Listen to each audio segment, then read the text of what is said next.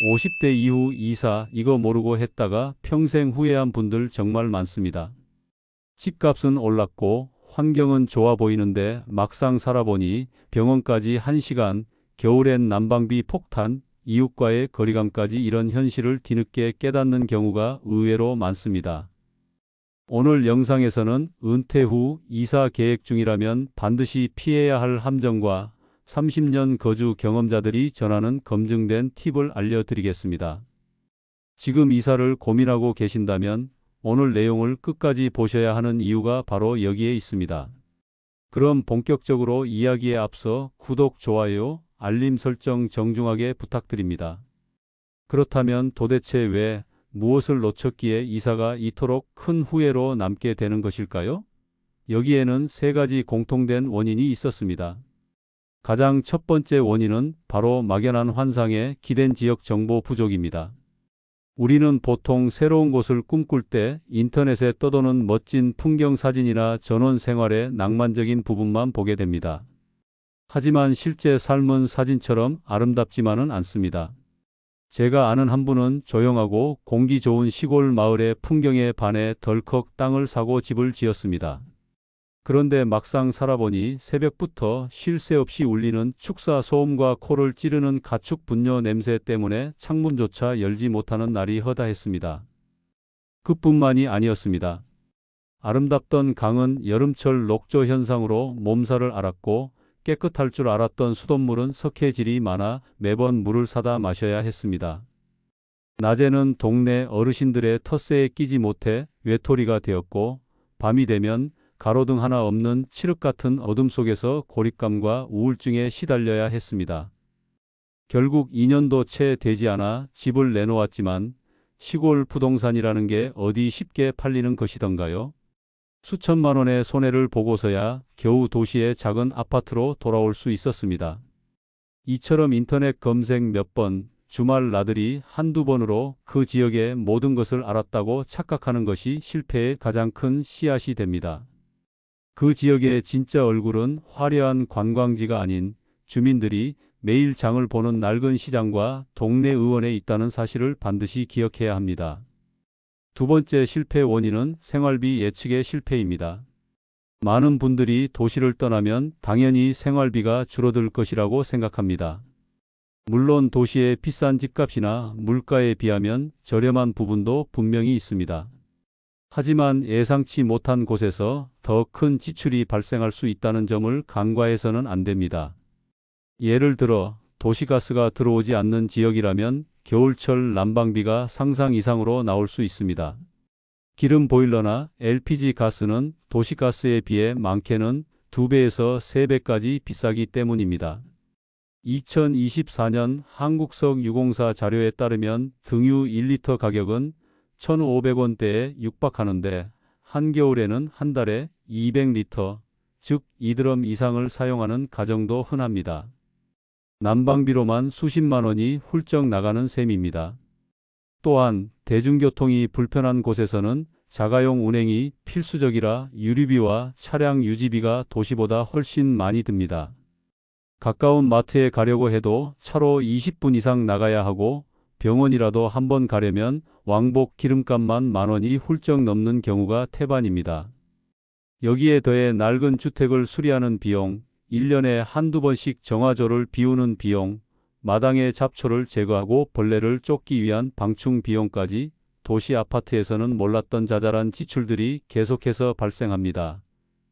결국 전체 생활비는 도시와 비슷하거나 오히려 더 늘어나는데 소득은 줄어든 상태이니 경제적인 압박감에 시달리게 되는 것입니다. 세 번째이자 어쩌면 가장 치명적인 실패 원인은 바로 건강과 의료 인프라를 무시하는 것입니다. 50대, 60대는 아직 건강에 자신 있는 나이일 수 있습니다. 하지만 우리 몸은 언제 신호를 보낼지 아무도 모릅니다. 통계청의 2024년 생명표에 따르면 한국인의 기대 수명은 83.6세에 달하지만 질병이나 사고로 아프지 않고 건강하게 사는 기간을 의미하는 건강수명은 65.8세에 불과합니다. 즉, 우리는 인생의 마지막 18년가량을 크고 작은 질병과 함께 살아가야 한다는 뜻입니다. 젊을 때는 그저 감기 몸살로 지나갈 일도 나이가 들면 폐렴으로 이어질 수 있는 것이 현실입니다. 그런데도 당장에 불편함이 없다는 이유로 또는 아름다운 자연경관에 취해 종합병원 하나 없는 외딴 곳으로 이사를 결정하는 분들이 너무나도 많습니다.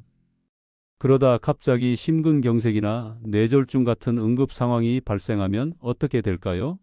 뇌졸중의 골든타임은 3시간, 심근경색은 2시간이라고 합니다. 구급차가 도착하는 데만 30분 이상 걸리고 제대로 된 응급수술을 받을 수 있는 병원까지 가려면 1시간이 넘게 걸릴 수 있습니다. 생사를 가르는 골든타임을 길 위에서 허비하게 되는 끔찍한 상황이 벌어지는 것입니다. 저 역시 혈압약을 먹고 있는 친구가 시골로 이사간 뒤 약이 떨어져 읍내 병원까지 버스를 2번 갈아타고 다녀오는 것을 보며 마음이 아팠던 기억이 있습니다. 노후의 행복은 결코 건강을 떠나서 존재할 수 없습니다. 따라서 이사를 결정할 때는 내가 아플 때, 내 배우자가 위급할 때 기댈 수 있는 의료시설이 있는지를 가장 먼저 그리고 가장 중요하게 따져봐야 합니다. 그렇다면 실패하지 않기 위해 지역을 선택할 때 구체적으로 어떤 점들을 살펴봐야 할까요? 많은 분들이 놓치는 첫 번째 함정은 교통보다 의료 접근성을 우선순위에 두지 않는다는 점입니다. 물론 KTX역이 가깝거나 고속도로 IC가 인접해 있으면 자녀들이 찾아오기 편하고 다른 지역으로 이동하기도 좋습니다. 하지만 명심해야 할 것은 자녀들은 한 달에 한두 번 오지만 병원은 일주일에 한두 번 갈 수도 있다는 사실입니다. 나이가 들수록 고혈압, 당뇨, 관절염 등 만성질환으로 정기적인 병원 방문은 선택이 아닌 필수가 됩니다. 이때 차로 10분 거리에 종합병원이 있는 것과 1시간 거리에 있는 것은 삶의 질을 완전히 바꿔놓습니다. 특히 야간이나 주말에 문을 여는 응급실이 있는 종합병원이 30분 이내 거리에 있는지는 반드시 확인해야 할 생명선과도 같습니다. 단순히 동네 의원이나 보건소가 있다는 사실에 안심해서는 안 됩니다. 그곳에서는 정밀 검사나 응급처치가 불가능한 경우가 많기 때문입니다.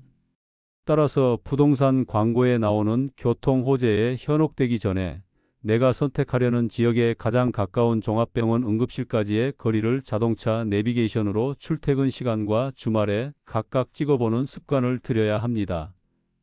두 번째로 경계해야 할 함정은 상권과 인구 감소의 신호를 무시하는 것입니다. 지금 당장은 마트도 있고 식당도 있고 은행도 있어서 살기 편해 보일 수 있습니다. 하지만 그 상권이 10년 뒤, 20년 뒤에도 그대로 유지될지는 아무도 장담할 수 없습니다. 특히 지방 소도시나 농어촌 지역은 인구 감소와 고령화가 매우 빠르게 진행되고 있습니다. 행정안전부 자료에 따르면 2024년 기준 전국 228개 시군구 중 절반에 가까운 118곳이 인구 감소 지역으로 지정되었습니다. 인구가 줄어들면 가장 먼저 상권이 무너집니다. 동네 마트가 문을 닫고 하나뿐이던 은행 지점이 철수하며 하루 10번 다니던 버스가 5번으로 줄어듭니다. 결국 생필품 하나를 사기 위해 공과금 한 번을 내기 위해 이웃 도시까지 원정을 나가야 하는 불편한 상황이 발생합니다. 이런 지역인지 아닌지를 판단하는 몇 가지 신호가 있습니다. 동네에 빈집이나 폐가가 눈에 띄게 늘어나고 있다면, 초등학교의 학생 수가 급격히 줄어들고 있다는 소식이 들린다면, 그리고 동네 상점들의 간판이 자주 바뀐다면 인구 유출이 심각하다는 증거일 수 있습니다. 이사를 고려하는 지역의 인구 통계와 연령대별 분포를 시군구청 홈페이지에서 꼭 확인해 보고 미래의 변화 가능성까지 신중하게 판단해야 합니다. 세 번째 함정은 눈에 보이지 않는 지역 커뮤니티의 분위기를 간과하는 것입니다. 은퇴 후의 삶에서 가장 중요한 것 중 하나는 바로 사람들과의 관계입니다. 외로움과 고립감은 그 어떤 가난보다 무서운 적입니다. 새로운 곳에서 좋은 이웃을 만나고 지역 사회에 자연스럽게 스며드는 것은 노년의 행복을 결정하는 핵심 요소라고 할 수 있습니다. 하지만 모든 지역이 새로운 이주민에게 따뜻하고 개방적인 것은 아닙니다. 수십 년 혹은 수백 년간 그들만의 규칙과 유대감으로 똘똘 뭉쳐 살아온 토박이 중심의 공동체는 생각보다 배타적일 수 있습니다. 이런 곳에서는 외지인이라는 이유만으로 마을의 대소사에서 소외되거나 사사건건 간섭과 참견에 시달릴 수도 있습니다. 반대로 귀농귀촌 지원센터가 활성화되어 있거나 다양한 배경을 가진 사람들이 모여 사는 신도시나 택지지구는 상대적으로 새로운 관계를 맺기가 수월합니다. 지역의 분위기를 파악하기 위해서는 직접 그 동네를 걸어보며 주민들의 표정을 살피고 작은 가게에 들러 주인과 대화를 나눠보는 것이 좋습니다. 동네 경로당이나 주민센터를 방문해서 프로그램을 살펴보거나 지역 온라인 커뮤니티에 가입해서 주민들이 어떤 이야기를 나누는지 살펴보는 것도 큰 도움이 됩니다. 나와 성향이 맞는 사람들과 어울려 즐겁게 살아갈 수 있는 곳인지 아니면 나를 외로운 섬으로 만들 곳인지를 신중하게 가늠해 봐야 합니다. 그렇다면 이 모든 조건을 고려했을 때 구체적으로 어디로 가면 좋을지 막막하게 느끼는 분들을 위해 제가 직접 알아보고 전문가들의 추천을 종합한 세 곳을 조심스럽게 제안해 봅니다. 물론 이것은 정답이 아니며 각자의 상황과 가치관에 따라 최고의 장소는 달라질 수 있다는 점을 먼저 말씀드립니다. 첫 번째 추천 지역은 남해의 보석, 전라남도 여수입니다.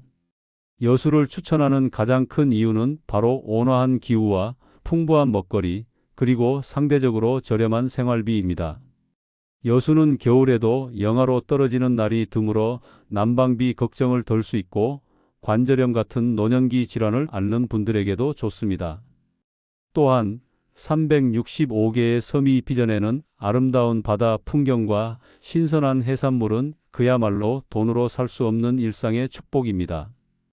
여수 수산물 특화시장에 가면 갓 잡은 생선과 해산물을 저렴한 가격에 구할 수 있어 식탁이 풍요로워집니다. 의료 인프라 역시 전남대학교 여수병원을 비롯한 종합병원들이 있어 안심할 수 있고 KTX를 이용하면 서울까지 3시간 이내에 도착할 수 있어 수도권과의 접근성도 나쁘지 않습니다. 최근에는 관광 도시로 발전하면서 문화시설과 편의시설도 꾸준히 확충되고 있어 전원 생활의 여유와 도시의 편리함을 동시에 누리고 싶은 분들에게 좋은 선택이 될 수 있습니다. 두 번째 추천 지역은 역사의 숨결이 살아있는 경상북도 경주입니다. 경주를 추천하는 이유는 뛰어난 의료 및 문화 인프라와 차분하고 안정된 도시 분위기 때문입니다. 경주에는 동국대학교 경주병원을 비롯한 수준 높은 의료기관이 자리 잡고 있어 양질의 의료 서비스를 받기에 부족함이 없습니다. 또한 도시 전체가 거대한 박물관이라고 할 수 있을 만큼 신라 천년의 문화유산이 곳곳에 흩어져 있어 산책을 하거나 여가 시간을 보내기에 더할 나위 없이 좋습니다. 국립경주박물관, 예술이전당 등에서 열리는 다양한 전시와 공연을 즐기며 풍요로운 문화생활을 누릴 수 있다는 점은 다른 중소도시와 차별화되는 큰 장점입니다. 경주는 대도시처럼 복잡하거나 시끄럽지 않으면서도 생활에 필요한 기반 시설은 잘 갖추어져 있고 KTX 신경지역을 통해 전국 어디든 편리하게 이동할 수 있습니다. 역사와 문화를 사랑하고 조용하면서도 품격 있는 노후를 보내고 싶은 분들에게 경주만 한 곳이 없을 것입니다. 세 번째 추천 지역은 산과 바다, 호수를 모두 품은 강원특별자치도 강릉입니다. 강릉의 가장 큰 매력은 단연 천혜의 자연환경입니다. 동해의 푸른 바다와 장엄한 설악산, 그리고 고즈넉한 경포까지 자연이 주는 위로와 치유를 매일같이 누릴 수 있습니다. 아침에 일어나 해돋이를 보고 오후에는 소나무 숲길을 산책하는 삶은 생각만 해도 마음이 평화로워집니다. 동시에 강릉은 영동지방의 중심 도시로서의 기능도 충실히 수행하고 있습니다. 강릉 아산병원을 비롯해 강릉동인병원, 강릉의료원 등 대형 종합병원이 있어 의료 걱정을 덜 수 있으며 KTX를 타면 서울까지 2시간이 채 걸리지 않아 수도권과의 물리적, 심리적 거리가 매우 가깝습니다. 또한 커피 거리로 유명한 안목해변을 비롯해 개성 있는 카페와 맛집들이 많아 젊고 활기찬 도시 분위기를 느낄 수 있다는 점도 장점입니다. 은퇴 후에도 너무 정적인 삶보다는 자연 속에서 활기차게 살아가고 싶은 분들에게 강릉은 최고의 선택지가 될 수 있습니다. 이제 이사갈 지역을 어느 정도 정했다면 다음으로 부딪히는 현실적인 고민이 있습니다. 바로 지금 살고 있는 집을 팔고 갈 것인가, 아니면 전세나 월세를 주고 임대를 할 것인가 하는 문제입니다. 이것은 단순히 돈의 문제를 넘어 남은 인생의 재무 계획과 자녀 상속 문제까지 얽혀 있는 매우 중요한 결정입니다. 섣불리 판단했다가는 큰 낭패를 볼 수 있습니다. 먼저 집을 파는 경우를 살펴보겠습니다. 집을 팔면 목돈을 손에 쥘 수 있다는 가장 큰 장점이 있습니다. 이 돈으로 새로운 집을 사고 남는 돈으로는 생활비나 노후 자금으로 활용할 수 있습니다. 대출이 있었다면 빚을 청산하고 홀가분한 마음으로 새 출발을 할 수도 있습니다. 또한 더 이상 기존 주택에 대한 관리나 세금 걱정을 하지 않아도 된다는 점도 매력적입니다. 하지만 단점도 분명합니다. 가장 큰 위험은 다시는 원래 살던 곳으로 돌아오기 어려울 수 있다는 점입니다. 만약 새로운 곳에 적응하지 못하거나 건강 문제로 다시 도시의 대형 병원 근처로 돌아와야 할 때 그동안 집값은 훌쩍 뛰어올라 예전과 비슷한 수준의 집을 구하기는 거의 불가능에 가까울 수 있습니다. 또한 집을 팔 때 발생하는 양도소득세 부담도 만만치 않습니다. 1세대 1주택이라도 12억 원이 넘는 고가주택이라면 양도 차익에 대해 세금을 내야 합니다. 예를 들어 10년 전에 5억 원에 산 집이 지금 15억 원이 되었다면 양도차익 10억 원 중 11억 원 초과분에 대해서는 장기 보유 특별공제를 적용하더라도 상당한 금액의 세금을 내야 할 수 있습니다. 반대로 기존 집을 임대하는 경우를 생각해 보겠습니다. 가장 큰 장점은 매달 꼬박꼬박 들어오는 월세 수입으로 안정적인 현금 흐름을 만들 수 있다는 것입니다. 국민연금이나 다른 소득이 부족한 분들에게 이 월세는 가뭄의 단비처럼 소중한 생활비가 될 수 있습니다. 또한 언제든 다시 돌아갈 집이 있다는 것은 심리적으로 큰 안정감을 줍니다. 새로운 환경에 적응하지 못하더라도 2년 뒤 계약이 끝나면 다시 돌아가면 된다는 생각은 낯선 곳에서의 도전을 한결 가볍게 만들어줍니다. 부동산 가치가 계속 상승할 경우 임대 수입과 함께 자산 증식의 효과도 누릴 수 있습니다. 하지만 단점도 있습니다. 우선 새로운 집에 들어갈 자금을 별도로 마련해야 한다는 부담이 있습니다. 그리고 세입자를 구하고 계약하며 집을 관리하는 것이 생각보다 성가시고 스트레스 받는 일일 수 있습니다. 세입자가 월세를 밀리거나 집을 훼손하는 경우 골치 아픈 분쟁에 휘말릴 수도 있습니다. 또한 연간 임대소득이 2천만 원을 초과하면 종합소득세 신고 대상이 되고 피부양자 자격이 박탈되어 건강보험료 부담이 크게 늘어날 수 있다는 점도 반드시 고려해야 합니다. 결국 정답은 없습니다. 본인의 재정 상황, 건강 상태, 자녀 계획, 그리고 위험에 대한 태도 등을 종합적으로 고려하여 신중하게 결정해야 합니다. 만약 충분한 노후 자금이 있고 새로운 곳에 완전히 정착할 자신이 있다면 매도하는 것이 깔끔한 선택일 수 있습니다. 하지만 안정적인 현금 수입이 더 중요하고 만일의 사태에 대비한 안전장치를 마련해 두고 싶다면 임대를 하는 것이 더 현명한 방법일 수 있습니다. 이 문제는 반드시 배우자와 충분히 상의하고 필요하다면 세무사나 부동산 전문가의 상담을 받아보는 것을 추천합니다. 자, 이제 큰 결정을 내려 새로운 보금자리로 이사를 했습니다. 탁 트인 창밖 풍경을 보니 마음이 설레고 낡은 벽지나 불편한 주방 구조를 보면 당장이라도 뜯어 고치고 싶은 마음이 굴뚝 같을 것입니다. 하지만 여기서 잠시 멈춰야 합니다. 이사 후 집 리모델링 절대로 먼저 하지 마십시오. 이것은 제가 수많은 실패 사례를 통해 얻은 가장 중요한 교훈 중 하나입니다. 최소한 6개월, 가능하다면 4계절을 모두 겪어본 후에 리모델링 계획을 세워야 하는 데에는 분명한 이유가 있습니다. 우리가 처음 집에 들어갔을 때 눈에 보이는 것은 대부분 표면적인 문제들입니다. 하지만 실제로 살아봐야만 알 수 있는 집에 진짜 속살이 있습니다. 예를 들어 여름에는 시원하다고 생각했던 방이 겨울에는 외풍이 심해 냉골이 될 수도 있고, 햇볕이 잘 드는 줄 알았던 거실이 여름에는 찜통이 되어 커튼 없이는 살 수 없는 공간이 될 수도 있습니다. 장마철이 되어봐야 어디서 물이 새고 어디에 곰팡이가 피는지 알 수 있으며, 계절에 따라 바람이 불어오는 방향이 달라져 환기를 위한 창문의 위치가 얼마나 중요한지 깨닫게 됩니다. 또한 나의 생활 동선에 따라 가구 배치는 어떻게 해야 할지, 수납 공간은 어디에 얼마나 필요한지, 콘센트는 어디에 있어야 편리한지 등은 직접 살아보지 않고서는 절대 알 수 없는 것들입니다.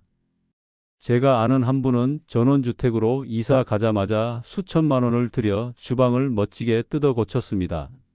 최신식 아일랜드 식탁에 근사한 조명까지 달아 잡지에나 나올 법한 주방을 만들었죠.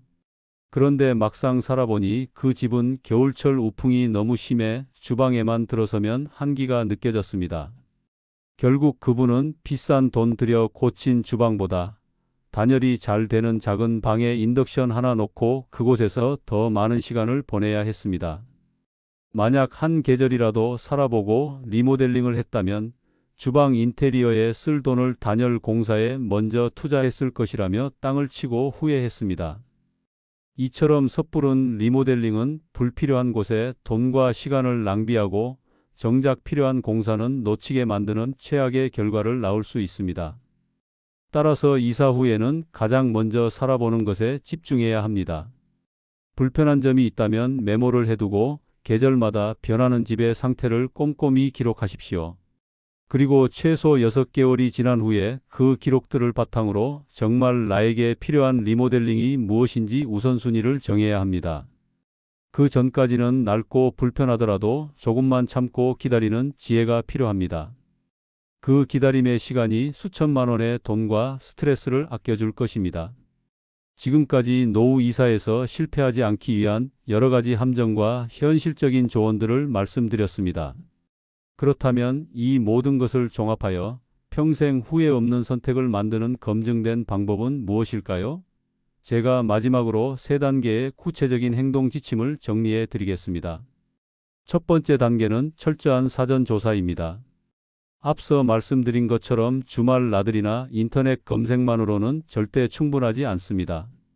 손품과 발품을 모두 팔아야 합니다. 먼저 손품으로는 정부가 운영하는 공신력 있는 사이트를 활용하는 것이 좋습니다. 통계청의 국가 통계 포털에 접속하면 관심 있는 지역의 인구 변화, 연령대별 분포, 사업체 수 등 객관적인 데이터를 확인할 수 있습니다. 국토교통부의 부동산 실거래가 공개 시스템을 통해 실제 거래되는 집값 수준을 파악하고, 건강보험심사평가원의 병원 찾기 서비스를 이용해 주변 의료기관 정보를 상세히 검색할 수 있습니다.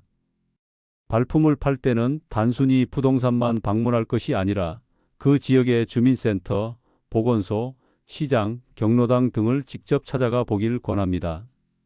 그곳에서 만나는 사람들과의 대화를 통해 그 지역의 진짜 분위기와 생활 정보를 얻을 수 있습니다. 두 번째 단계는 3대 필수 항목을 직접 점검하는 것입니다. 바로 생활비, 의료, 교통입니다. 생활비 점검을 위해서는 관심 있는 지역의 마트에서 평소 자주 사는 물건들의 가격을 직접 확인해보고, 관리비 고지서나 공과금 정보를 얻을 수 있다면 금상첨화입니다. 의료 점검은 앞서 강조했듯이 내가 사는 집에서 가장 가까운 종합병원 응급실까지의 거리를 시간대별로 직접 측정해 보는 것입니다. 출퇴근 시간이나 주말 등 도로 상황이 다를 수 있으니 여러 번 확인하는 것이 좋습니다. 교통 점검은 자가용 없이 대중교통만으로 하루를 살아보는 것입니다. 버스 배차 간격은 어떤지, 정류장까지의 거리는 멀지 않은지, 터미널이나 기차역까지의 접근성은 좋은지 등을 몸으로 직접 체험해 봐야 합니다. 그리고 마지막 3번째 단계이자 후회 없는 선택을 위한 가장 확실한 방법은 바로 시범거주, 즉 한 달 살기를 해보는 것입니다. 이는 여행이 아니라 실제 삶의 예행 연습입니다. 단기 임대나 에어비앤비 등을 통해 최소 한 달 이상 그 지역에 머물면서 진짜 주민처럼 살아보는 것입니다. 아침에 일어나 동네를 산책하고 시장에 가서 장을 보고 주민센터 프로그램에도 참여해보고 일부러 동네 의원에도 한번 가보는 등 일상을 그대로 살아보는 것이 중요합니다. 짧지 않은 시간 동안 직접 살아보면 그 지역의 장점뿐만 아니라 내가 미처 몰랐던 단점과 불편함까지도 낱낱이 드러나게 됩니다. 물론 시간과 비용이 드는 일이지만 남은 수십 년의 인생이 걸린 중대한 결정 앞에서 이 정도의 투자는 결코 아깝지 않습니다.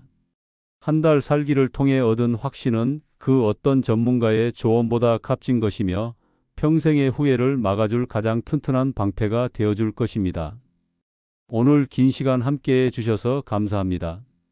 결국 노후 이사의 성패는 얼마나 많은 정보를 가지고 얼마나 꼼꼼하게 검증하며 얼마나 충분한 시간을 들여 결정하는지에 달려 있습니다.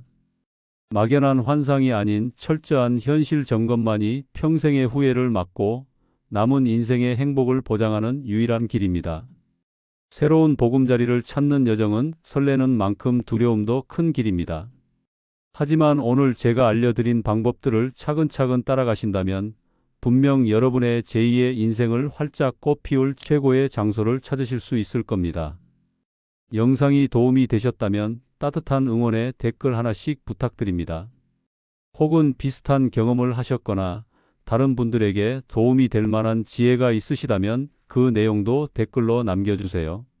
여러분의 소중한 경험 하나하나가 다른 분들에게는 큰 용기와 지침이 될 것입니다. 오늘 영상이 유익하셨다면 구독과 좋아요, 알림 설정 꼭 부탁드립니다. 그리고 주변에 50대에서 60대 사이 은퇴 후 이사를 고민하는 친구나 가족이 있다면 이 영상을 꼭 공유해 주세요. 여러분의 작은 실천이 한 사람의 남은 인생을 바꿀 수도 있습니다. 다음 시간에는 더욱 흥미로운 주제로 찾아뵙겠습니다. 우리는 매일 수많은 말을 하며 살아갑니다. 하지만 유독 어떤 사람의 말은 듣는 순간 그 사람의 깊이와 격이 느껴지곤 합니다. 말 한마디에 품격이 느껴지는 사람, 듣는 순간 이 사람은 다르다는 생각이 들게 만드는 대화의 비밀. 다음 영상에서 그 모든 것을 알려드리겠습니다. 기대해 주세요. 오늘도 여러분의 지혜로운 인생을 응원합니다. 감사합니다.